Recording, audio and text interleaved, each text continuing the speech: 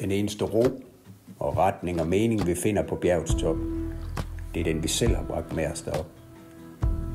Mit navn, det er Heinrich, og jeg har i mere end 30 år arbejdet med meditation og det indre lederskab. Det, som kort fortalt handler om at komme hjem. At komme hjem i kernen af os selv som mennesker. Det er at komme hjem i vores autenticitet, i vores integritet, i vores sande autoritet. Når vi er her, så lever vi vores liv i ro, i harmoni, stabilitet og balance. Vi deler vores liv med andre med passion, med livskraft og kærlighed.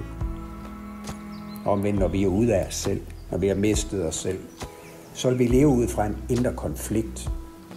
En indre konflikt, der skaber stress og adskillelse og tab af mening. Tab af mening, fordi det betyder så meget for os at være i ægte, meningsfulde fællesskaber. På de kurser, på de retreats og forløb, som jeg afholder, der arbejder vi med meditation og refleksion og kontemplation. Vi stiller skarpt på, hvad er vores kald, hvad er vores sande kurs i livet. Arbejder med at få integreret vores værdier ind i handling, ind i hverdagen. Så der er en sammenhængskraft mellem dem, vi er, og det liv, vi lever, personligt, professionelt og familiært.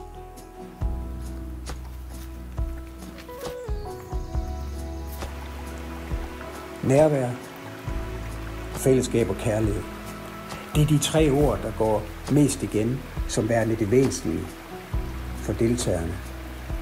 Det er nærvær, det er fællesskab og det er kærlighed. Og for at vi virkelig kan være nærværende, være meningsfulde fællesskaber og dele kærlighed, så fordrer det, at vi kommer hjem til os selv. At vi er hjemme i os selv.